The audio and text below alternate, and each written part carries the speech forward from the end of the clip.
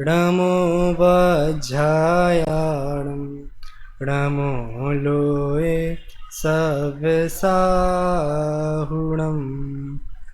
वन्दे तु सव्यसिद्धे ध्रुवमचलमणोवङ्गदिं पत्ते बोच्छामि समयपाहुड मृण्मो सुदकेवली भडिदम् नमः समयसाराय स्वानुभूत्या चकासते चित्स्वभावाय भावाय सर्वभावान्तरच्छिदे मैं करता हूँ कर्म का कर्म है मेरा कर्म ऐसी मिथ्या मान्यता है मिथ्यात्व अधर्म निज आत्म तल्लीनता सुखमय आत्म धर्म श्री जिन जिन वर देव ने यह समझाया मर्म यह समझाया मर्म।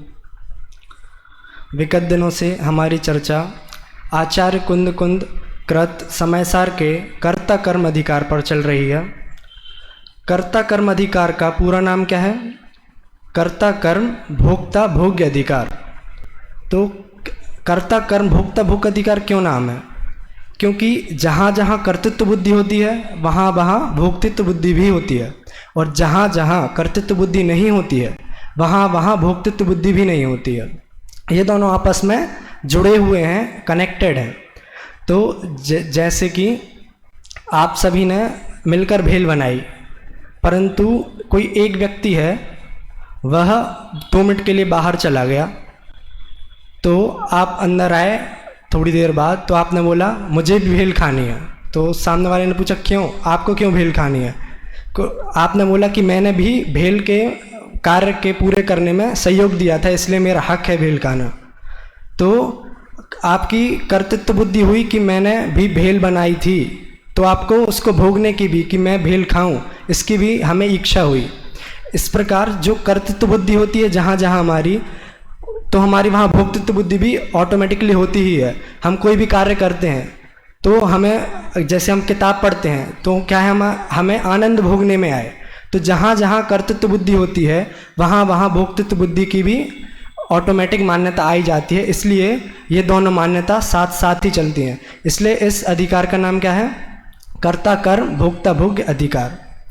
तो इसलिए तो इस जीव के हमने देखा है कि दिमाग पर हमेशा कर्तृत्व का अहंकार बहुत हावी रहता है, हमेशा कि मैंने ये कर दिया, मैं नहीं होता तो ये कोई नहीं कर पाता, मैंने इसको पढ़ाया है, मैंने इसको सिखाया है, मेरे नोट्स से पढ़कर यह टॉप किया है। तो ऐसी हमारी कर्तृत्व बुद्धि हमारे दिमाग पर हमेशा हावी रहती है। जैसे कि बोलते हैं कि मैंने मंदिर बनाया है, तो क्या अगर कोई व्यक्ति अगर एक भी कोई मार्बल लगवाता है मंदिर में, तो वह क्या करता है? उसके ऊपर अपना नाम लिखवाता है। क्यों? क्योंकि हमारी कर्तृत्व की बुद्धि हमारे दिमाग पर बहुत हावी है। भली फिर उसके ऊपर लोग फिर चल कर जाएंगे, हमेशा उनके नाम के ऊपर पैर रखेंगे, तो भी वह क्या है, एक मार्बल लगवाता है तो भी उस पर अपना नाम लिख कर जाता है कि, और प्रसंगानुसार बताता भी है कि देखो यह मैंने लगवाया था, देखो इस पर मेरा नाम लिखा है। पर वह ये नहीं देखता है कि उसके ऊपर लोग पैर भी रखते हैं फिर। तो कर्तृत्व बुद्धि हमारे ऊपर बहुत हावी है। तो जैसे और कर्तृत्व बुद्धि, अगर कर्तृत्व का हमें क्रेडिट नहीं मिलता है ना, तो हम बहुत दुखी भी हो जाते हैं। अगर हमने कुछ किया, जैसे नाटक हुआ, नाटक में मैंने बहुत सहयोग किया था, परंतु आखिर में जब नाम बोलने की बारी आई तो मेरा नाम नहीं बोला गया नाटक के अंत में।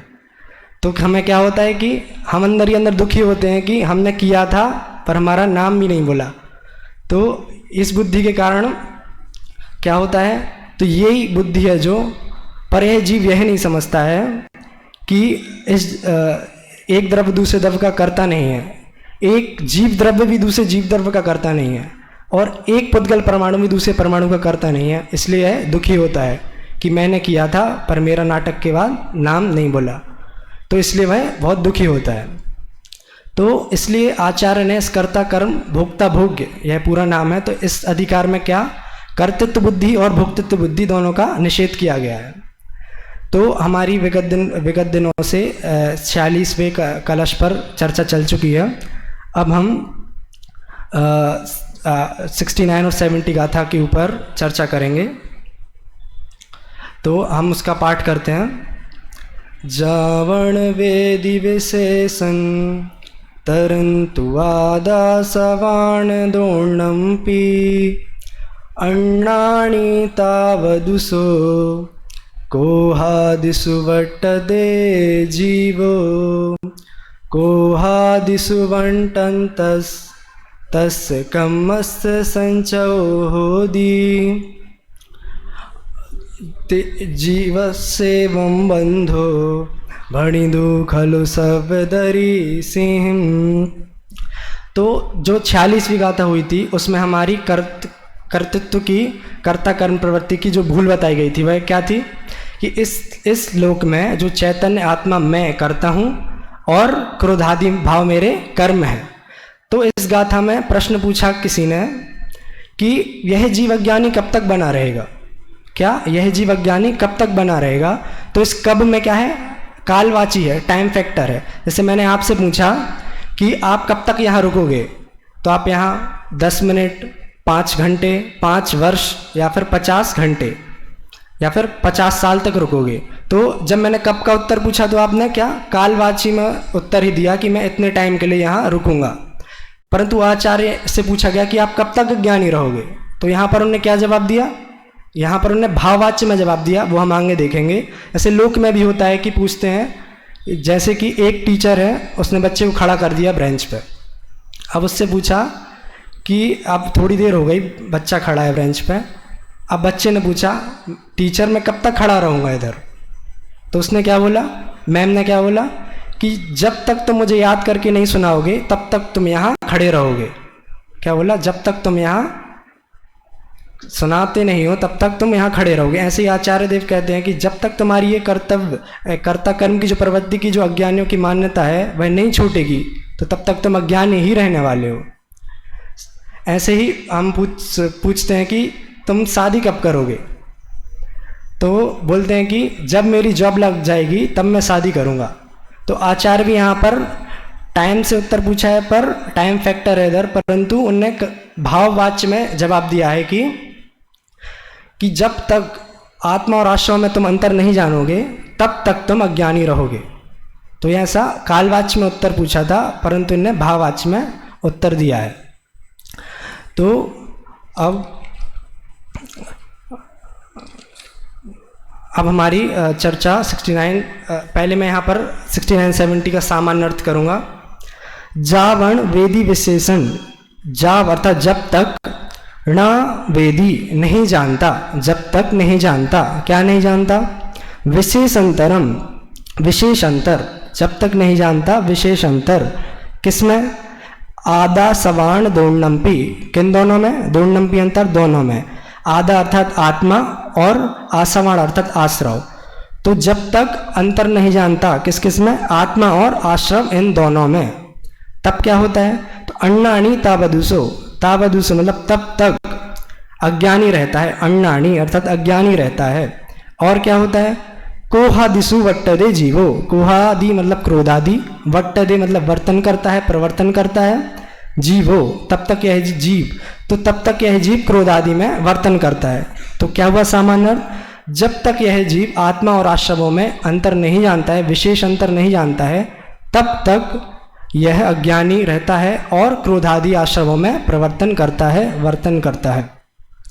और आगे कोहादिसु वंटंतस तस्य कम्मस्य संचयो होंदी, कोहादिसु वंटंतस, तो क्रोधादि में वर्तन करता है तो क्या होता है, तस्य कम्मस्य संचयो होंदी, तो कर्म का संचय होता है, कर्म का संचय होता है अर्थात कर्म इकट्ठे होते हैं, और कर्म इकट्ठे होते हैं तो क्या होता है, जीवस्येवं बंधो, जीव को बंध होता है। और भणिदो खलु सर्वदर्शिहिम, ये कौन कह रहा है, मैं नहीं, यह सर्वज्ञ देव जिनेन्द्र देव कह रहे हैं। क्या, पूरा अर्थ एक बार सामान्य करते हैं, फिर विशेष चर्चा करेंगे। जब तक यह जीव आत्मा और आश्रवों में भेद नहीं जानता है तब तक यह क्रोधादि में परिवर्तन करता है, और क्रोधादि में परिवर्तन करता है तो क्या होता है, क्रोधादि में परिवर्तन करता है तो कर्मों का संचय होता है, अर्थात कर्म इकट्ठे होते हैं, और कर्म इकट्ठे होते हैं तो जीव को बंध होता है, और ऐसे ही संसार चक्र चलता रहता है। यह कौन कह रहा है, सर्वज्ञ देव कह रहे हैं। चलिए अब इसमें विशेष देखते हैं। तो पहले शब्द आया आधा सवर्ण, तो आत्मा और आश्रवों में हमें अंतर जानना है। तो क्या हमें मात्र आत्मा और आश्रवों में ही अंतर जानना है? तो इसके पहले जीवाधिकार में जो 55 गाथा थी वहाँ पर उन्होंने 29 भाव बताए थे, 29 भाव। तो उसमें उन्होंने वर्णादि और रागादि अर्थात 20 वर्णादि और 9 रागादि, इन भावों से भी हमें आत्मा में अंतर करना है। तो कौन कौन से वे भेद हैं वे हम जान लेते हैं। तो जो 20 वर्णादि हैं, हमें आश्रव और आत्मा में तो अंतर करना ही है, परंतु जो 20 वर्णादि और 9 रागादि हैं उनमें भी अंतर करना है। हमें स्पर्श रस गंध वर्ण हैं उनसे और आत्मा में अंतर करना है। शरीर संस्थान सहनन, मोह राग द्वेष, और जो मिथ्यात्व अविरति कषाय योग लक्षण वाला जो आश्रव है उसमें तो अंतर करना ही है। और 8 कर्म, 9 कर्म, भाव कर्म, अध्यात्म स्थान, अनुभाग स्थान, योग स्थान आदि, बंध स्थान, उदय स्थान, मार्गणा स्थान, स्थितिबंध स्थान, संकलेश स्थान, विशुद्धि स्थान, संयम लब्धि स्थान, जीव स्थान और गुण स्थान। तो आपको इनका स्वरूप विस्तार से नहीं समझ में आ रहा होगा, परंतु यह वर्ण आदि और राग आदि हैं, इनमें से आपको अंतर करना है आत्मा में, यहाँ पर अर्थ निकलता है। मात्र आश्रव और आत्मा में ही अंतर नहीं करना है। आता है ना छेडाला में, वर्णादि अरु रागादि से निज भाव को न्यारा किया। तो वर्णादि जो 20 प्रकार के वर्णादि हैं, 9 अर्थात जो रागादि हैं, उनसे निज भाव को मतलब अपनी आत्मा को न्यारा किया अर्थात भिन्न किया। तो हमें आश्रमों और आत्माओं में तो अंतर जानना ही है, परंतु हमें उन वर्णादि हैं जो 19 प्रकार के जो भाव हैं उनमें और हमें आत्मा में अंतर करना है। तो दूसरा जो है विशेषण वह है विशेष अंतर। विशेष अंतर के दो अर्थ हैं। तो एक पहला अर्थ क्या है, विशेष अंतर। तो अपन बोलते हैं ना कि तुम्हें इस बारे में विशेष जानना होगा, तो उसमें विशेष अंतर अर्थात भाववासना पूर्वक अंतर, गहराई से सूक्ष्मता से हमें इसके बारे में अंतर जानना है। यह तो क्या हो गया, पहला अर्थ विशेष अंतर का। हमें मात्र ऐसा नहीं है कि जैसे एक कोई बच्चा है, बच्चा मतलब कोई भी व्यक्ति है, उसने क्या किया कि एक कॉपी ली, उसमें एक लाइन बनाई, यहाँ पर डाला आश्रव, यहाँ पर डाला आत्मा, difference between both of them. तो यहाँ पर आश्रवों में और बंध दोनों में अंतर लिख दिए, ठीक है। तो अब बताइए कि उसने क्या आत्मा और आश्रव में अंतर जान लिया? मेरे पास तो आया, बोलता है अब तो मैं अज्ञानी नहीं हूँ ना, क्योंकि मैंने सारे अंतर खोज के अच्छे से अच्छी हैंडराइटिंग में, अच्छे कवर की बुक में चढ़ाकर दोनों में अंतर लिख दिया। तो अब तो मैंने सारे अंतर जान लिए, तो अब तो मैं अज्ञानी नहीं हूँ ना, अब तो मेरे को बंध नहीं होगा। तो उन्होंने बोला नहीं, यहाँ पर आश्रव और आत्माओं में अंतर जानना अर्थात अकेली जानना नहीं है, यहाँ पर मानना भी है। से आचार्य जयसेन आचार्य हैं, वे तात्पर्यवृत्ति टीका में लिखते हैं कि मात्र जानने से काम नहीं चलेगा, यहाँ पर अपन को जो 100 संवेदन बल से हमें आत्मा और आश्रमों में अंतर जानना पड़ेगा, तब जाके हमारा ज्ञान छूटेगा। आइए वो हम संस्कृत में पंक्तियाँ देखते हैं। आचार्य जयसेन लिखते हैं, किंच यावत् क्रोधादि आश्रवेभ्यो भिन्नम शुद्धात्म स्वरूपम स्वसंवेदन ज्ञान बलेन ना जानाति तावत्कालीन अज्ञानी भवति। क्या बोला कि जब तक हम क्रोधादि और आश्रव भाव में शुद्धात्मा को स्वभाव संवेदन से नहीं जानेंगे, तो स्वसंवेदन ज्ञान बलेन का अर्थ यहाँ पर क्या है? स्वसंवेदन ज्ञान बलेन का अर्थ है कि हमें श्रद्धा ज्ञान चारित्र तीनों पूर्वक उसको जानना है। तो हमें जो शुद्धात्मा है उसको जानना भी है, पहचानना भी है और उसमें स्थिर भी होना है, तब जाके जो है हमारी जो कर्ता कर्म की प्रवृत्ति जो अज्ञान है वह मिटेगा और हम अज्ञानी से क्या होंगे? ज्ञानी होंगे। तो हमें मात्र अंतर नहीं जानना है, हमें क्या जानना है? विशेष अंतर। विशेष अंतर अर्थात भाव वासना पूर्वक हमें अंतर जानना अत्यंत आवश्यक है। अब जो तीसरा यहाँ पर विशेषण यहाँ पर दिया गया है वह है क्रोध आदि। तो क्रोध आदि से हमें यहाँ पर क्या लेना है? क्रोध आदि। तो यहाँ पर क्रोध मान माया लोभ भी ले सकते हैं आदि में, क्रोध आदि में क्रोध मान माया लोभ भी, या फिर द्रव्य कर्म, नौकर्म और भाव कर्म भी यहाँ पर ले सकते हैं। तो यहाँ पर कोई प्रश्न करता है या फिर कि अज्ञानी के क्रोधादि होते हैं, तो क्या ज्ञानी के क्रोधादि नहीं होते? कोई प्रश्न करता है तो बोला कि ज्ञानी के क्रोधादि होते हैं परंतु वह उसमें वर्तता नहीं है। जैसे कि राम है, चक्रवर्ती होते हैं, वे क्या है, युद्ध करते हैं, युद्ध पे जाते हैं और बहुत क्रोध करते हुए भी दिखाई देते हैं, परंतु वह उसमें तन्मय नहीं होते हैं तो वे सम्यक दृष्टि, वे छायक सम्यक दृष्टि थे, क्योंकि उनके एक कषाय चौकड़ी का अभाव है, परंतु सामने क्रोधादि नजर आता है, परंतु वे अंतरंग में वे उसमें तन्मय नहीं है। तो अज्ञानी है वह क्या करता है, क्रोधादि में वर्तन करता है, उसमें तन्मय होकर क्रोधादि को प्रवर्तता है इसलिए। और यहाँ पर जो दिया को आदिशु वट्टदे जीवो, क्रोधादि में वर्तन करता है अर्थात प्रवर्तन करता है। तो प्रवर्तन से क्या लेना है, प्रवर्तन से अर्थात एकत्व, ममत्व, कर्तृत्व, भोक्तृत्व पूर्वक प्रवर्तन करता है, यहाँ पर यह लेना है। तो अभी अगस्त शिविर में सुमत प्रकाश जी ने बहुत बढ़िया बात की थी कि जो एकत्व, ममत्व, कर्तृत्व, भोक्तृत्व है, इसमें एकत्व कर्तृत्व नाम की तो 47 शक्ति है, उसमें शक्तियों में भी एकत्व और कर्तृत्व बोला है। तो जो जिनवाणी है उसमें एकत्व बुद्धि की निंदा की गई है, एकत्व की नहीं। उसमें कर्तृत्व बुद्धि की निंदा की गई है, कर्तृत्व की निंदा नहीं की गई है। जिनवाणी में अपने जो सम्यक दर्शन का और केवल ज्ञान का जो कर्ता है वह तो क्या है, सुंदर है। अपना जो केवल ज्ञान आदि का जो भोगता हूँ मैं, वह तो सुंदर है। यहाँ पर किसकी, उन्होंने बताया था एक के बीच में होता है एकत्व और दो के बीच में होती है एकत्व बुद्धि। एक के बीच में होता है कर्तृत्व, दो के बीच में होती है कर्तृत्व बुद्धि। एक के बीच में होता है ममत्व, दो के बीच में होती है ममत्व बुद्धि। एक के बीच में होता है क्या, भोक्तृत्व, दो के बीच में होती है भोक्तृत्व बुद्धि। तो यह सुमत प्रकाश जी ने बताया था कि यहाँ पर जो निषेध किया गया है वह एकत्व, ममत्व, कर्तृत्व, भोक्तृत्व बुद्धि का किया गया है। और जो बुद्धि है वह क्या है, भ्रम। यह भ्रम, हमें बुद्धि कब टूटेगी एकत्व ममत्व की, जब हमारा भ्रम टूट जाएगा। और भ्रम टूटने का उपाय क्या है, टोडरमल जी क्या बोलते हैं, भ्रम जनित दुख दूर करने का उपाय क्या है, भ्रम दूर करना है। तो हमें है ना, क्रोधादि में जो हम प्रवर्तन कर रहे हैं एकत्व, ममत्व, कर्तृत्व बुद्धि पूर्वक, उस बुद्धि को हमें नाश करना है, तब जाके हम क्या होंगे, ज्ञानी होंगे, नहीं तो तब तक हम अज्ञानी ही रहेंगे। तो इसका हमने सामान्य अर्थ क्या देखा इस गाथा का, आत्मा और आश्रम में भेद जब जाने नहीं, जब आत्मा और आश्रम में भेद नहीं जानता है तब क्रोधादि में परिवर्तन करता है। और 70 गाथा में क्रोधादि में परिवर्तन करता है तो कर्म का बंध होता है, और कर्म का बंध होता है तो हमारा संसार चक्र ऑटोमेटिक चलता ही रहता है। तो यहाँ पर लास्ट में लिखा है कि यह क्या किसने बोला है, सर्वज्ञ देव ने बोला है, सव्यदर्शी हिम। तो यहाँ पर जरूरत क्यों पड़ी, सर्वज्ञ देव ने बोला है ऐसा कहने के लिए। तो मनीष जी ने समयसार कांटों की डगर यह किताब लिखी है, उसमें उन्होंने अनेक चुनौतियाँ बताई हैं कुंद आचार्य के समक्ष जो आई होंगी।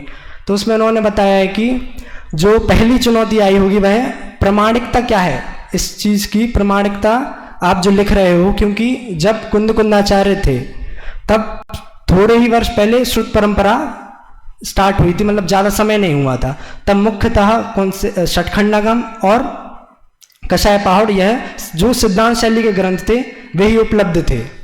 तो आचार्य कुंद अध्यात्म का शास्त्र लिख रहे थे, तो उनको प्रामाणिकता की सबसे बड़ी चुनौती थी कि हम प्रमाण कहाँ से दें, क्योंकि हम तो अभी बोलते हैं तो क्या बोल देते हैं कि इन आचार्य कुंद देव ने कहा है, तो हम उनका प्रमाण लेके बोल देते हैं। अब आचार्य कुंद के पास तो कोई पुराना आगम प्रमाण था ही नहीं, क्योंकि अभी श्रुत परंपरा लिखनी चालू हुई नहीं थी, वे पहले थे जो अध्यात्म का ग्रंथ लिख रहे थे। तो मनीष जी ने क्या लिखा है कि उनको जो बहुत प्रामाणिकता की सबसे पहले चुनौती आई। तो यहाँ क्या क्यों लिखा है यहाँ पर कि यह सर्वज्ञ देव ने कहा है कि जो कर्म बंधन की जो प्रक्रिया है वह अत्यंत सूक्ष्म है, हमें ख्याल में नहीं आती है। तो कोई भी आके उठ के बोल देगा कि ये क्या कुछ भी लिख रहे हो आप, क्योंकि हमें तो कर्म तो दिखते ही नहीं है, कर्म हमें दिखाई तो देते नहीं है, तो आप कैसी ये बातें कर रहे हो। तो उनने पहले ही अनुमान लगा लिया था कि मुझे कहाँ कहाँ पर सर्वज्ञ की साक्षी लेनी पड़ेगी, वहाँ क्या होगा, वहाँ वहाँ सर्वज्ञ की साक्षी की प्रामाणिकता देनी पड़ेगी। तो ऐसे विषयों में किताब में लिखा है कि आचार्य ने 39 बार तो प्रत्यक्ष रूप से लिखा कि सर्वज्ञ देव की साक्षी लेनी पड़ी। अनेक अन्य शब्दों से लिखा था, जैसे कि यहाँ पर क्या लिखा, सव्यदरी सिंह कि जिनवर देव ने कहा है आहु जिणा जिणवरेहिम परिकह्यम। ऐसे अनेक अलग अलग शब्दों में क्या लिखा कि यह बात जिनेंद्र भगवान ने कही है, यह बात मैंने नहीं कही है। क्यों? क्योंकि इन जो भी ये जो गाथा है उन प्रश्न उठ सकता है कि इसकी प्रामाणिकता का क्या आधार है, आप कहाँ से यह बात कह रहे हो। तो उन्होंने 25 अलग स्थानों पर इनडायरेक्टली लिखा है, अप्रत्यक्ष रूप से लिखा है। 39 स्थानों पर तो फिक्स है कि वहाँ पर उन्होंने लिखा ही है कि सर्वज्ञ देव की साक्षी ली है, पर 25 स्थानों पर उन्होंने अलग अलग बार लिखा है। जैसे कि उन्होंने लिखा है 6वीं गाथा में एवं भणंती शुद्धम, मतलब ऐसा शुद्ध कहते हैं। तो ऐसा शुद्ध कहते हैं अर्थात शुद्ध यहाँ पर जिनेंद्र भगवान कह रहे हैं, जिनेंद्र भगवान शुद्ध यहाँ पर प्रयोग किया गया है जिनेंद्र भगवान के लिए। तो ऐसा कौन कहते हैं? जिनेंद्र भगवान। तो कुल 64 बार आचार्य कुंद आचार्य ने समय सार में मात्र 64 बार उन्हें लिखना पड़ा कि यह बात किसने की है? आचार्य, यह बात सर्वज्ञ ने कही है, मैं नहीं कह रहा हूँ। क्योंकि उन्हें यह अनुमान हो ही गया था कि हमें प्रामाणिकता की चुनौती कि आप किस प्रमाण से बोल रहे हो, यह आना था इसलिए। तो अब अपन ने इनका 69 और 70 गाथा का हमने सामान्य अर्थ देखा।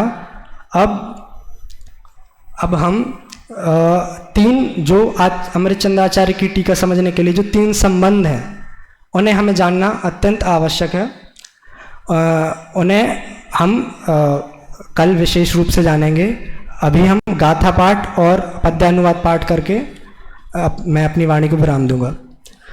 जावण वेदि विशेषण तरंतु वादा सवाण दोर्णंपि अण्णानि तावदुसो कोहादिषु वट्टदे जीवो कोहादिषु वंटन्तस्तस्य कम्मस्य संचोदि जीवस्येवं बन्धो भणिदो खलु सव्यदरी सिंह आत्मार आश्रम में भेद जब जाने नहीं है अज्ञ तब तक जीव सब क्रोधादि में वर्तन करे, क्रोधादि में वर्तन करे।